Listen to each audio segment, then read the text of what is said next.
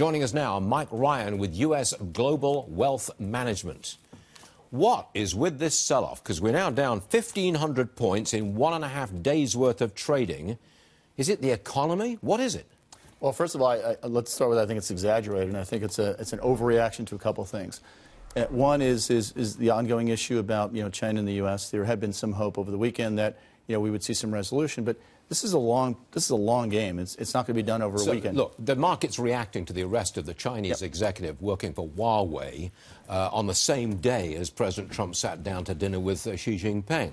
That's what you're talking about here. Yeah, this is their issues are does this represent a new dynamic and escalation in terms of the U.S.-China trade conflict? So that's certainly part of it. And you think it's overdone? You think that we'll get a deal at some point? Look, I think there's going to be a lot of back and forth on this, and we're not going to settle it in 90 days. Okay. But what I do think is ultimately you'll see is the two parties will have to come common ground. But there's some things that are going to be important about this. Everyone keeps focusing on the merchandise trade deficit.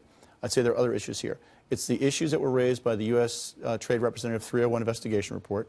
And on the Chinese side, it's making sure that whatever is done doesn't undermine the Made in China 2025 initiative. Those are the two critical issues here. Okay, but you think we'll get a settlement, not in 90 days, Nope. A little bit after that? It's going to take some time. Okay. Now, we're down 760 points as we speak, and a lot of people are saying it's the economy, that we're headed towards a recession. Nail that one, please. So first of all, if we were heading towards a recession, we would see more evidence of a material slowing in several areas. First of all, we are seeing some softening in some of the interest rate sensitive sectors, but we're certainly not seeing a fundamental shift in business confidence.